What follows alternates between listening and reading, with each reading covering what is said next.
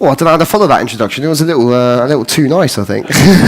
Legends was a bit strong, wasn't it? Yeah, Legend. I was going to say, don't big us up too much. It might not be that good. No. Thank you very much for that introduction. Thank you all for coming along today. Before we get started, though, I'm going to tell you a very quick story, and I'm going to tell you a quick story about this gentleman. This is Torakuzu Yamaha. So I want you to all cast your minds back to 1882, and Torakuzu, he's known as the go-to guy in the Japanese town of Hamamatsu for fixing things. And the local primary school, they said, Torakuzu, we've got this problem with our reed organ. Can you help us fix it? And being the engineering guy that he is, he goes, yeah, sure, I can do this, no problem at all. Takes it apart, lovingly reassembles it, gives it back to them, and it works all great. But he thinks, I'm going to give this a go myself. And so he does just that. And essentially, he builds his own reed organ. A lot of time, a lot of care has gone into this, and he transports it 2 hours north to the Tokyo University of Art and Music. And he sits down, he plays it to them, and it sounds rubbish. And this is because Torakuzu knew nothing about music. He was an engineering guy. But in recognition of his efforts, the university said, Torakuzu, come study what you did here, hone your craft a bit more. And he does just this, studies music for the next few years before he then goes back to Hamamatsu and he builds his second reed organ. And this is the first commercial product from Yamaha. And this is fundamentally why our logo is 3 tuning forks stuck together. The underpinnings are in music. Of course, moving forward, through all these years, Yamaha makes a whole host of other products. And if anyone knows where sort of Yamaha Motors is born from, this is a byproduct of World War II. During the 1940s, Japanese engineering firms were told, stop manufacturing what you normally manufacture, focus on the war effort. And so Yamaha, alongside other brands, did this. You're probably familiar with a few other Japanese brands, such as like Mitsubishi or Kawasaki. They all have this spread the engineering risk quite wide, and it's the same story with Yamaha. And this sort of brings us on quite nicely as to a slightly different product line from the reed organs, and we'll talk about some of our digital mixing consoles and how we use them today. But first of all, we're going to hear a little bit from Andy and a bit about Andy's career and how he sort of first got started in this. So, Andy, obviously front of house legend for Status Quo, amongst others. Let's go back to the beginning. Tell us about how you got started in this industry. I suppose, like so many, all of us, as a kid, I was surrounded by music at home. I was born in the early 60s, so my folks were really into it, and we had a big vinyl collection. Dad played vinyl all the time, and it's just through the osmosis and the radio being played that you just get to like stuff. And by the time you're 6, 7, 8 years old, you've already created the sounds that you like. So I think by 10, 12, 14, I was invested in music, and it just so happened that Dad was a hi-fi fan as well. And he was keen to, my grandfather was quite good at building and fixing valve radios. So there was a little bit of a base there for me to build on, and I wanted to be a DJ because that's the first thing I saw at a school DJ, disco, and then started going to gigs when I was about 14, and saw a few bands, and I could see this mixer in the middle of the room. I didn't really know what it was, to be fair. And I was just looking at it, and I thought, that is a cool job. I don't know what that is, but I want to do that. And I kind of just found out more about it, went to see as many gigs as I could, played in a little band, and I just got into it that way. So it was just through being surrounded by music and enjoying it. I can remember the first gig I saw, which was on holiday with my folks, and we were in a hotel down in Torquay, and there was a cabaret band playing. And I didn't know they were a cabaret band, they were just a band. I'd never seen a group, and I just loved it. I absolutely loved it. And it's stayed with me ever since. Still do love it. It's great. Do you think your parents' sort of love of music is the sort of main thing which got you into wanting to create music, or how did it sort of, how was the segue happen? I don't know. I think they kind of lights the spark for so many people, doesn't it? You might become a musician, and maybe your parents aren't musicians, or maybe they are, and you don't pick up playing. But I think just being opened up to music was just important for me. I just loved the what I could see on Top of the Pops in 1973 was the glamour of it, if you like. And I still love those songs now. Out of interest, how many sound engineers are in the room today? None. Is everybody here a musician then, pretty much? So yes, okay, yeah, everyone's a musician then. Fair enough. We're all coming in it from that angle. Yeah. So tell us about the first introduction to Status Quo then. How did that come about? that came around through some friends. I've been lucky enough to mix some good acts. I was a Quo fan when I was a kid. Came to see them at Cardiff Capital, as was in '77. I was 14. That was one of the first big-ish gigs I'd seen. I was a Quo fan, and because I lived in Bristol. And I'd always kind of had a hankering that I would want to mix front of house for them. Did never think that would happen. I was mixing some good bands. I'd done a reasonable career by the time I was in my early 30s. Took a long time to get there, and it's a bit of a grind to get to that stage. But I'd done okay through being stubborn and persistent. And I just ran into a couple of guys who worked for them. They didn't need an engineer at the time, and then all of a sudden I was actually away on tour in America, and I got a phone call, and somebody said, "We know you want to do it. Would you stand in and mix Quo for a couple of months?" And I said, "Yes, of course I will." I'd binned the other job that I had coming up. Well, I didn't bin it, I just kind of passed it on to somebody else. Went and mixed Quo for what I thought was a couple of months, and ended up doing 23 years of it. Yeah, I know, mad, huh? But I kind of, it's funny, when you know a job will suit you, I just thought, if I ever get the chance to mix that gig, I am going to get on with it and do the best job I possibly can. And I just really knuckled down. I got into understanding what they wanted. I knew what it should sound like, and I knew I wanted it to be, but like many established bands, when people have been playing their guitar for 30 years before you even join them, you're not going to be able to influence them. I'm not going to be able to say, I think you should use a different amp with that Telecaster. Much as I wanted to, there's no way. They're set in their ways. They've had hits and glory from doing what they do. They're unlikely to take advice from me, and I knew that. So I had to change the way I did some things to get the sounds that I wanted. I wanted it to be quite fat and punchy. But before we talk more about Status Quo, just mention a few of the other artists that you do work with or have worked with in the past. At the time I picked up the time I was working for Quo, I was mixing the Pretenders in America. And I'd done a few years with them. That was really good. I enjoyed that. I loved Chrissie Hynde. She was such an amazing singer. She still is an amazing singer. Love the band, love the songs. And before that, I'd done quite a lot of rock things. Spent a few years with Gary Moore, Brian May. I'd done a few guitar players, Jeff Beck. You get a little bit typecast into the guitar playing thing. You've got to try, and that's kind of how the Quo thing happened. And it's difficult to shake it off. And that sounds great, doesn't it? A sound engineer does electric guitar as well. What else would he want to do? But the problem is when somebody says they need, let's say, a sound engineer for Ray. I would love to mix Ray. There's no way in the world I'm ever going to get offered it because I don't have the history for that. I think I'd do a good job on it, but it's not going to come my way because you need somebody who's got a history of doing orchestral arrangement and that kind of thing, and I don't. I'm more likely to be put with a band that play rock music. Okay, I mean, you didn't mention any of the artists I've got written down. Go on, tell me who they are. You didn't mention Belinda Carlisle. Oh no, Belinda Carlisle. I did that last year as well. Belinda's a good act to work for. She has a great band. I love that big American kind of produced 80s, 90s punchy sound. That's really good. Did the Human League. Yeah, I've done quite a few bands. It's been good. The Shires as well. Oh, the Shires. Yeah, they're nice. Yeah, they're good. That's my thing now. I've got old. I like country rock. So country rock is a big thing for me. In fact, if I have my time again, I go to Nashville and do some more work there, if I could. Yeah. You went off script. So. Sorry, I didn't really go off script. We write all these notes at the beginning. I kind of forget a lot of it. No, and then afterwards, I think, I didn't mention Lionel Richie. I did Lionel Richie. Thank you. Well. Yes, I was waiting. Yeah, sorry. That was a good payday. Right, we can move on now. Yeah, Lionel was good. Sorry.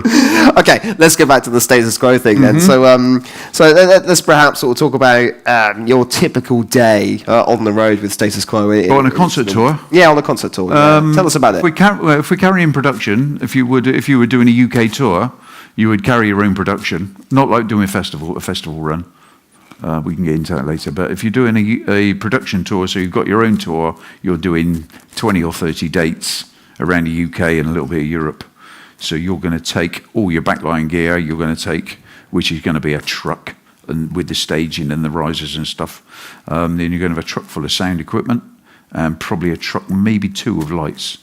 Now that takes a fair amount of setting up. Logistics are not my thing, but you've got a guy who does all the logistics to get it there, organiser. It might be a gig. Yeah, it might be a gig. You can answer it.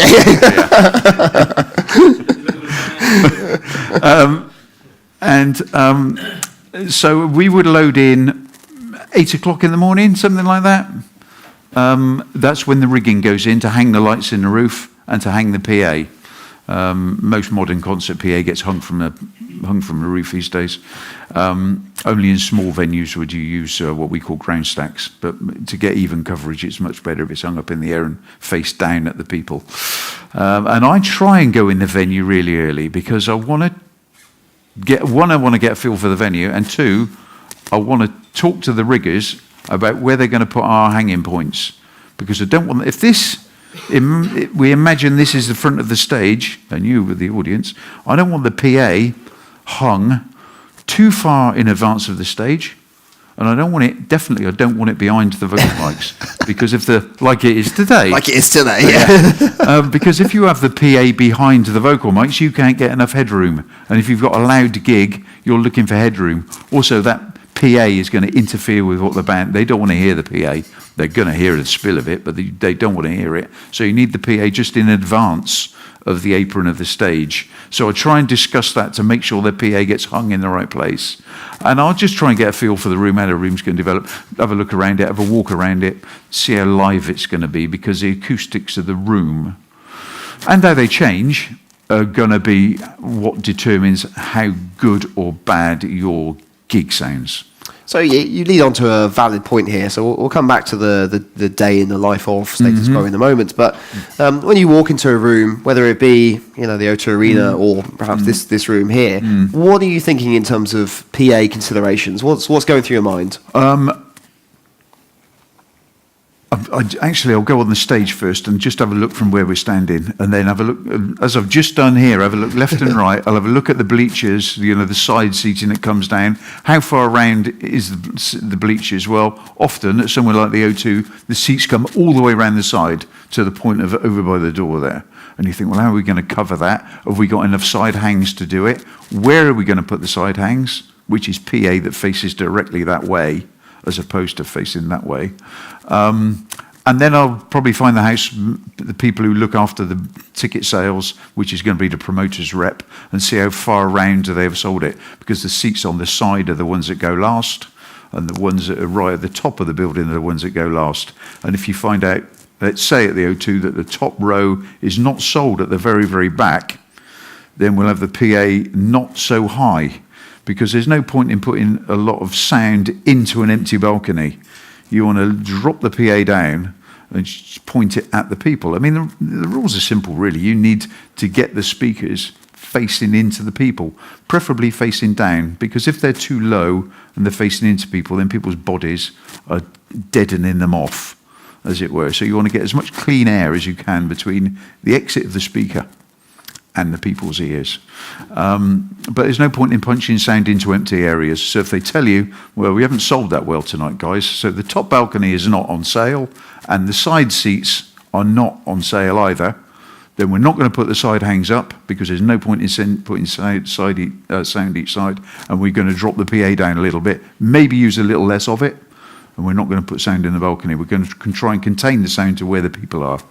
So let's say that we're going to put Status Quo on in here. Yeah. What would you? They might be here later on. So yeah. Maybe. They're not. What are your considerations then for putting PA in this room? It may sound simple, but talk me through that process. I think we'd go for earplugs first. That's what we're all going to do. I think if this, there's a few people in it tonight, but if it were packed, we'd try and get these speakers, not where they are now, we'd try and get them down the apron, in front of the apron of the stage. We can't hang them from the ceiling, but we'd try and get them up in the air. I don't know if these have got the extra points on that you can point the speaker down. They do. They do. They do. So we get these stands as high as we can get them, and we'd face the speakers down a little bit. And then we'd mess around with where the sub bass is going to be. And probably, because of the constraints in the room, we'd end up with the sub bass right in the corners, which wouldn't be ideal, because you can sometimes either end up with a hole or sub bass is difficult to place. It's not an exact science, and sometimes only trial and error is going to fix that, and some experience. But definitely put it in the corner there, like that one is, and put him on the other side. It will do the job, and it will give you low end, but it won't be very even, and it could cause some issues on stage. I mean, the biggest problem in here for any bands playing a loud gig would probably be monitoring. The venue would be fine, just get some kick drum, some nice drum sounds, lots of vocal, and the back line would probably fill the rest of the room. Not too, fairly well if they play loud. There's plenty of spare guitars. Oh, yeah. If we need some more strings, then we'll just... There's plenty of strings. Take them off the wall. Okay, let's go back to status quo then. Let's talk about the current lineup. What's it made of? Tell us about the well, status quo really, as any proper fans would know, doesn't really exist anymore. Francis Rossi would be the only original member who would perform in it, and he won't do that now. He's doing his own solo shows, which are also great. It's a great little show that he does, but it's an acoustic show, completely different to the band. But it's been a 5-piece band for the last 20, 30 years.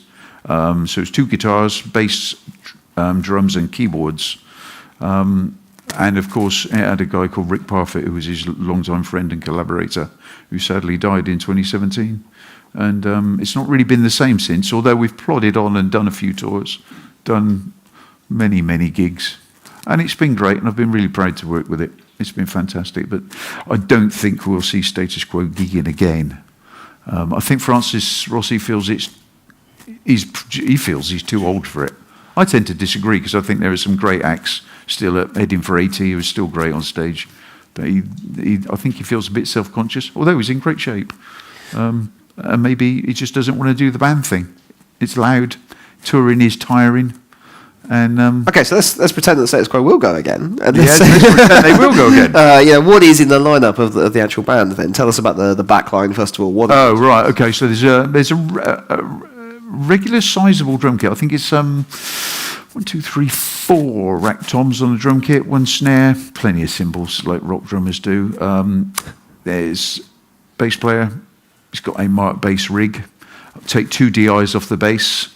One before, one after. He's got a bass, plays a status bass into a radio system, goes for a few pedals. I take a DI before the amp and after the amp, but I never use the 2 DIs together. One's essentially a spare. I'd probably push them both up on the day, have a listen, see which one's best, which one's going to suit me best, and you go with whatever it is. Then there's 2 guitar players. Obviously, Rick Parfitt has passed away, so Richie Malone plays guitar. Lovely, lovely, lovely guy. Fabulous player. And he's got a Telecaster, and he plays into a Marshall head and a Marshall 4x12. But he also plays into a Vox AC30, which I've got mounted into a foam-lined flight case. So you can plug in the amp, turn the amp right up, and then just having it's not a silent box because you can hear it vibrating. And how big is it? The box is the size of a cable trunk, nearly as pretty big. 4 foot long, 2 foot wide, 2 foot high. And the amplifier, and the amp is right in the middle, facing in one direction, and there's a mic on it. So it's got a mains input, signal input, and a microphone. And we can just turn it right up. And why do you do this? It's because you can get a lot of low end out of the guitar, which is the problem with a Telecaster and a Marshall, I found. I don't know, you might think it's okay, but a Telecaster is quite a spiny sounding guitar, and as soon as you put it into a Marshall, it's difficult to get it to make it warm, particularly in a live environment, so they can get quite aggressive, and you can have loud, but you can't have loud and aggressive, so I wanted something warmer. And originally, Status Quo used to use AC30s, and it's a much warmer sound. So we've got them back on AC30s, but in boxes. So they're behind that. It's well isolated. It gets no spill, and it works for me. Although they tend to like the sound of the Marshalls because it's instant. Although they're a bit aggressive, I think. Out of interest, how many people are guitarists here? Well, loads of them. Everybody. Yeah. Pretty much. Yeah. That's good. I knew if you swing your hand here and 20 guitars. Everyone knows what you're talking about. Which is Yeah, a good yeah. thing, so yes. Okay, so And a keyboard player. Jump to, yeah, I was going to say keys next. Keyboard player, Hammond organ with a Leslie cabinet. So one mic on the lower rotor, on the bass rotor, and 2 mics on the top rotor, each side of the cabinet. He's got some keyboards, a weighted Yamaha piano, CP, whatever it is. I don't know what the latest. 88, I think. Yeah, and synth, which I think is a Yamaha something. Let's say it's Yamaha, yeah. Yeah, I'm sure there's no other brand. There is no other brand. So yeah, it's only Yamaha. So Yeah, you don't make yeah. But we have got a Hammond organ, which is a great old thing, fantastic, and a man who keeps it together, and keeps it working. So tell us. I about love your, seeing old gear still working. Tell us about your microphone choices for this, or what do you mic up? I'm pretty traditional with the mics thing, and I think most sound engineers are still picking the same mics to do the same jobs. We'll use AKG 414s on the overheads and the cymbals, AKG condenser mics on the, anything that's shiny, anything that's nice and detailed. Shure mics for vocals, SM58s for me, because it's predictable. A 58 is an essential, for me as a sound engineer, tune in the PA in the day, which is a massive part of the job. If you don't tune the PA properly, you're not going to have a good gig. You need to make sure the PA is going to do what you want it to do. And me getting it tuned up the way I want it is all about talking into an SM58 and listening to some playback. And then 58, because it's the same mic that the singer's going to use. So tune in the PA with the same mic that the singer is going to use seems to make a lot of sense to me. And traditional stuff on the drums, Shure Beta 52 and a 91 in the kick drum, Bayer 201 on the snare, EV 609s on the drums. You know, those little clip-on. Are they 609s or 604s? No, 604s. 604s. They're nicers. You know all the numbers. Yeah. That's good. But yeah, traditional mic choices, nothing really special and nothing really expensive. I mean, a SM58's 100 quid, isn't it? Brilliant thing. I don't know. You have to ask Andrew after today. It's a great mic. You know, you still see all the big stars are still using an SM58. It's been a great mic. I know it's not a Yamaha product, but it's been a great mic. Come on. Yeah. Sorry, I'll shut up over there, man.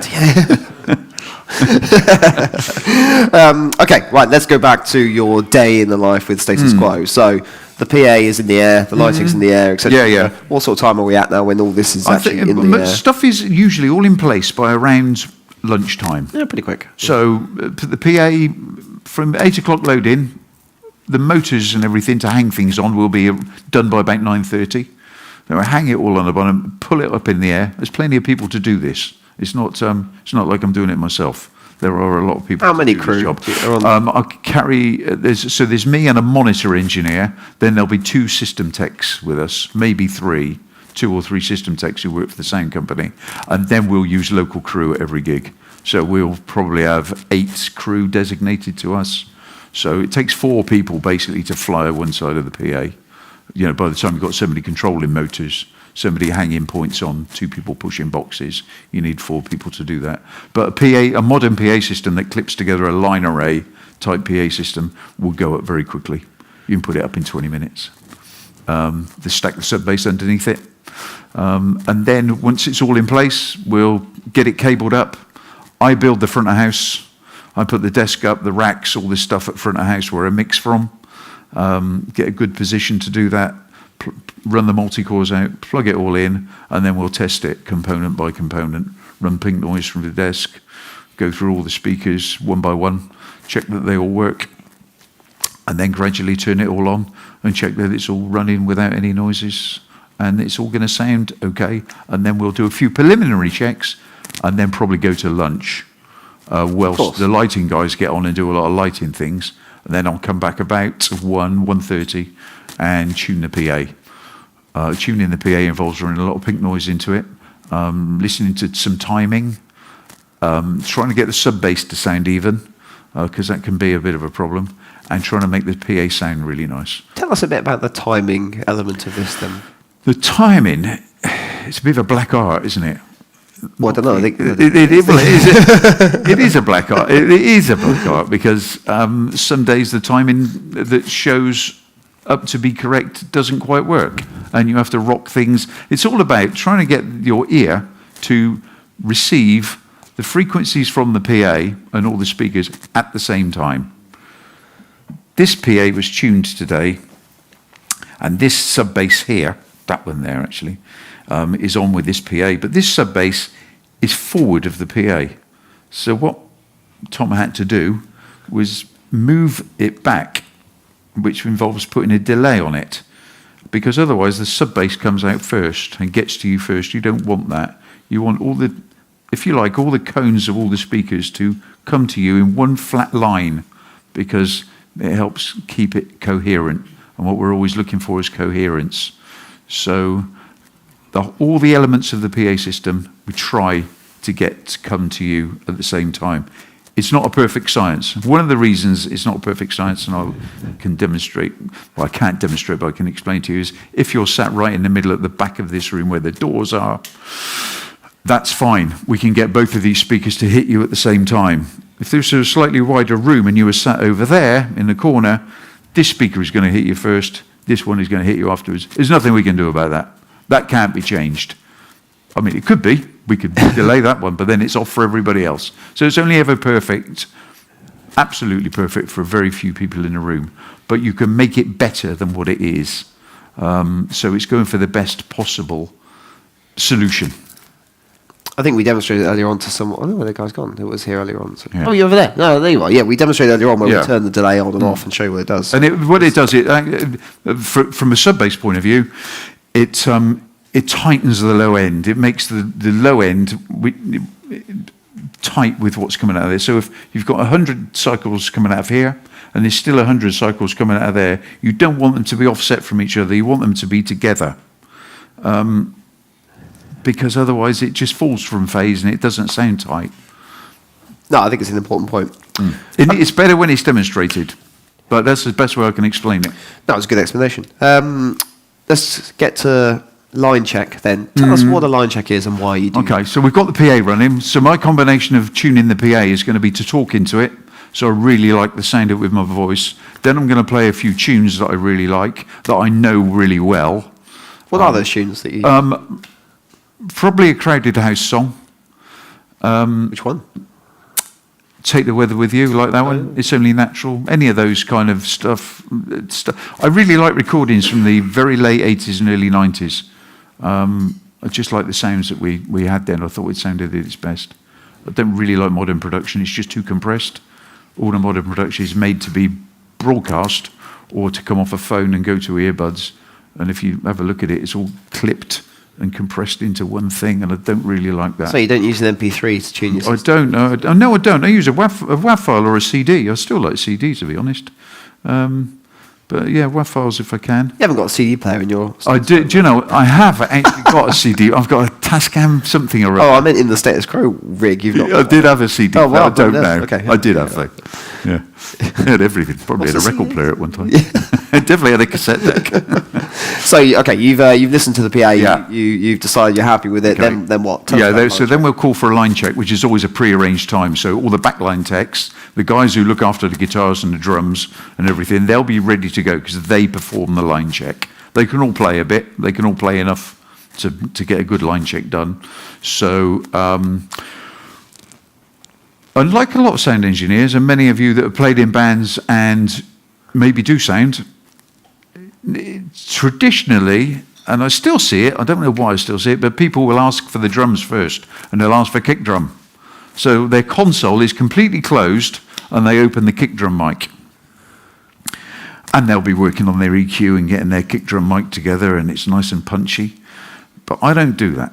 I get all the vocals open first.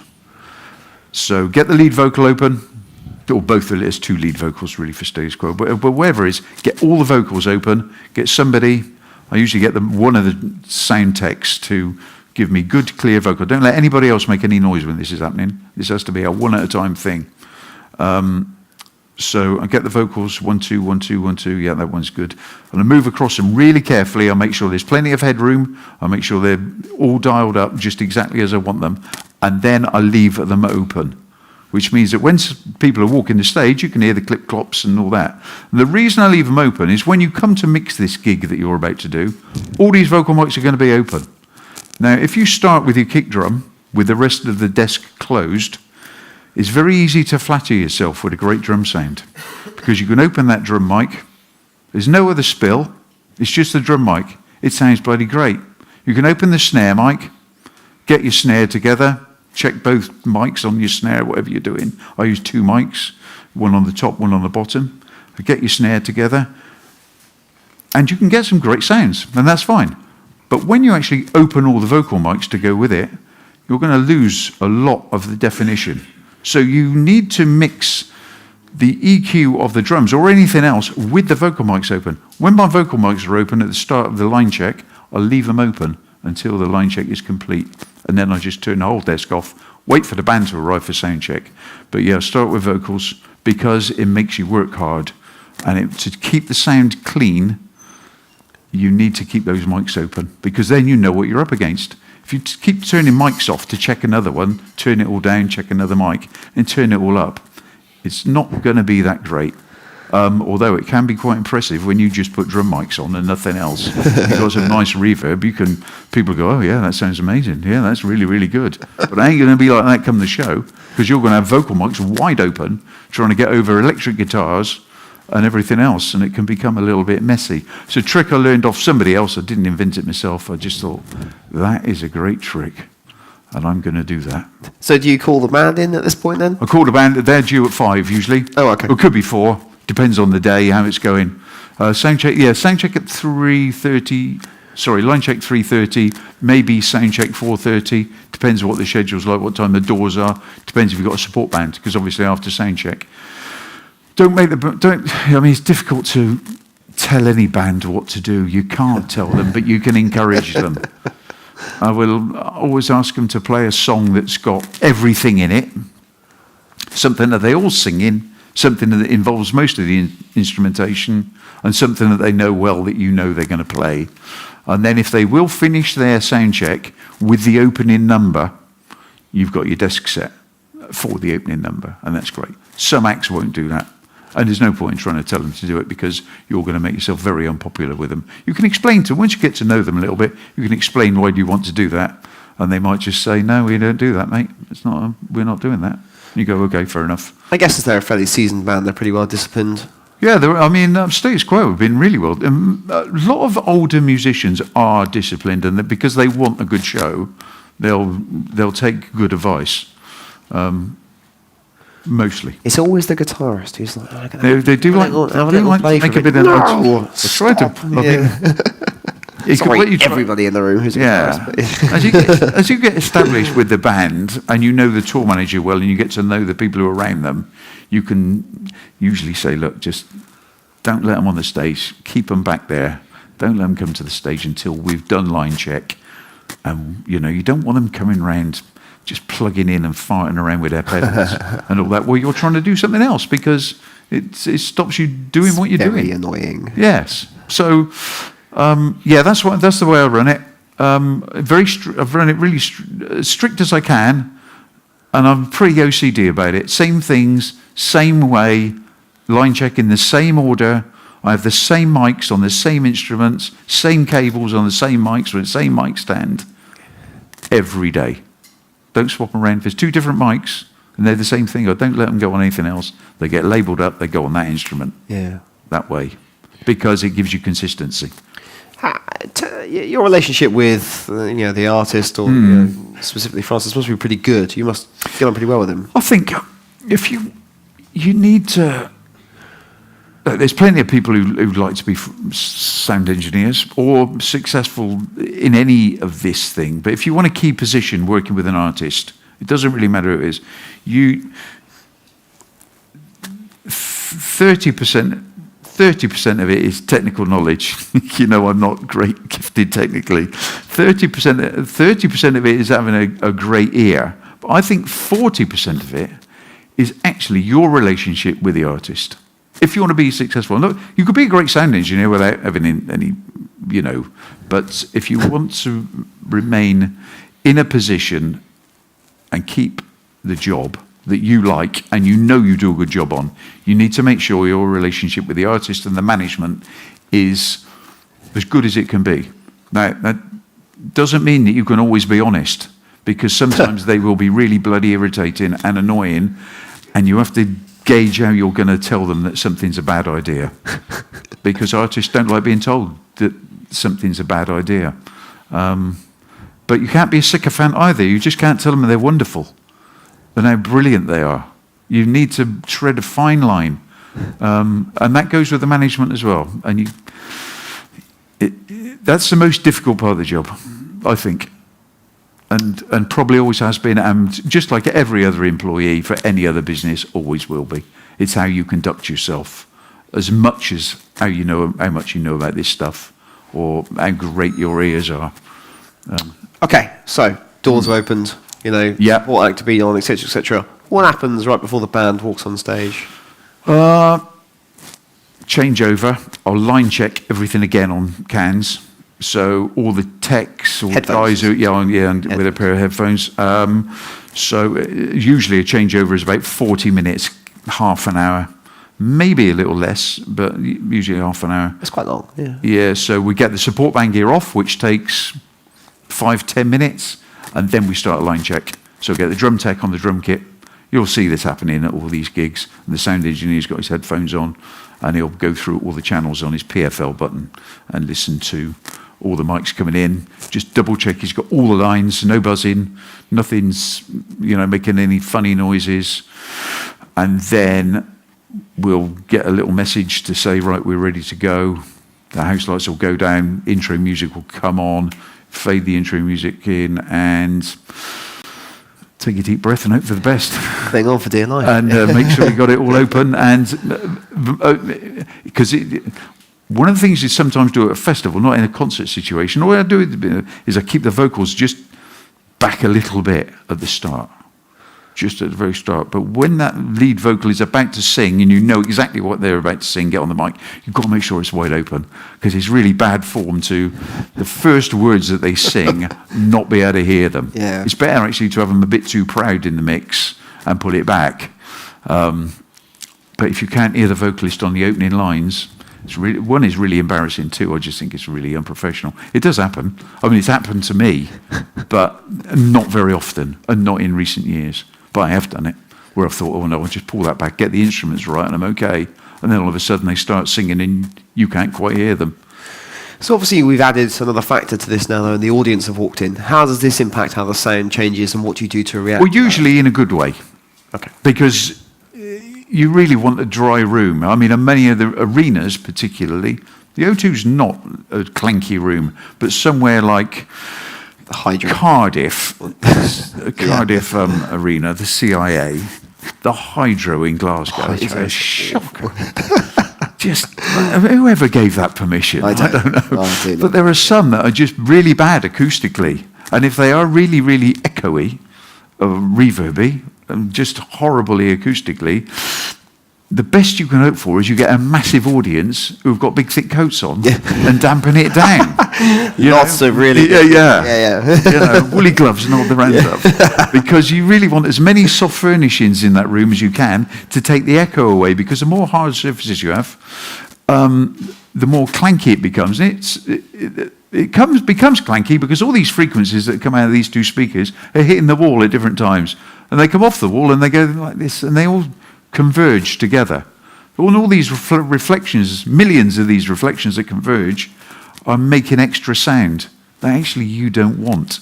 So if there are dry surfaces all the way down, or furry woolly surfaces drapes all the way down, or in drapes are the best whatever, it takes away those reflections, which makes for a dead room. And a dead room is much nicer because you can hear your mix.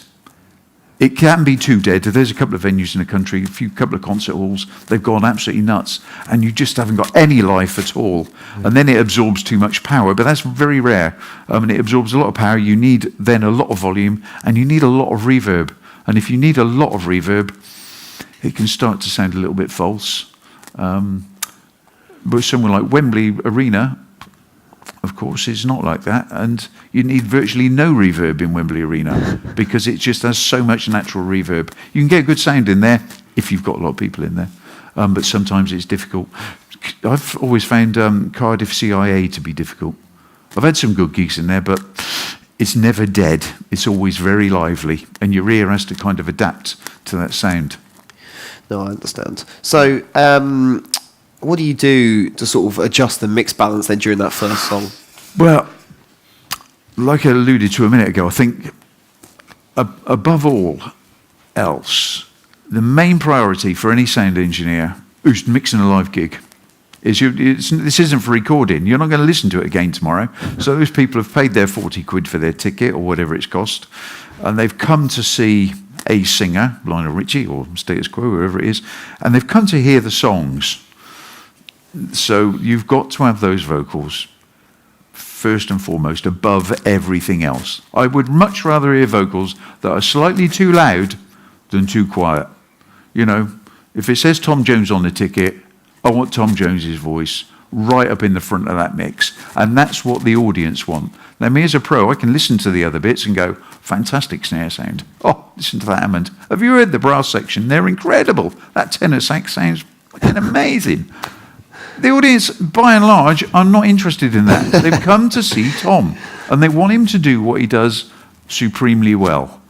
That's why when you go and see him, his vocal is always prominent in the mix. The worst thing you can do, getting back to what you said, song, is the mix okay? The mix is okay, I need to work on a couple of bits, I need to do whatever I need to do to the guitars or the drums. But have I got enough vocal? Yes, I've got enough vocal. I need a bit more backing vocals, Right, 2 songs in. Okay, we're settled. Let's work on that kick drum. Let's get some more click in it. Let's work on the snare, make it a bit more snappy. Let's make the bass a bit less clanky. Then you can work on it, but making sure, first and foremost, your vocal is there. That's got to be the case. And incredibly, I still see some acts at festivals where I'm struggling to hear the lead vocal. And I don't understand. But it happens. Okay, we're going to get the chance to have a little listen to some Status Quo live stuff in a minute. What we have done is, so how many channels is it normally, the normally show? I run it to about 46 inputs. Okay, and how many channels does this do? That's 16. It does so 16. What we've done, we had a 48-way recording of just a gig. I don't even know where it came from. Halifax. Where did it come from? Halifax, Peace Hall. Halifax, Yeah. at Peace Hall. Yeah. And Tom recorded it, and we've just picked out enough of the bare essentials to get a version of a song called In the Army, which was a big hit for them in the 80s. Yes, I'm assuming that everyone here has heard of Status Quo. Sorry, just to make that. And everyone knows the song Army, or at least are vaguely familiar with it. Yeah, good, okay. Yeah, so they had a song called In the Army that they didn't write. In fact, it was written by 2 Dutch brothers. And they had a big hit with it. And it's not a typical Quo shuffle song, but it's a good song. And it does represent a few of the instruments, but it's just a gig version. It's not like a studio version. It's just them playing a gig. We've nipped the essentials that we could off the track, and we've squeezed it down to 16 channels. So there's none of the frilly bits. It's just the essentials. But you'd get an idea of it, and I can tell you some of the things that I would perhaps do with the desk. This is a little DM3. It's like a squished down version of a larger console, but it's got some amazing facilities, and it's still got a good compressor and good gates and some nice effects. Or they've just put 2 effects on, one reverb on the drums and a reverb on the vocal. But it does everything you would expect a big desk to do, just in a tiny little format. So before we listen to it, we do have to say goodbye to some people on the live stream, though, don't we? Because we can't broadcast this. Sorry, folks. So yes, sorry if you are watching online. Count it as a blessing. You'll have to come to A Strings and then we'll have a listen to it the next time round. But yeah, when you tell me that it's good to go, then we shall have a little listen to it. So talk us through the inputs that you have got on here whilst So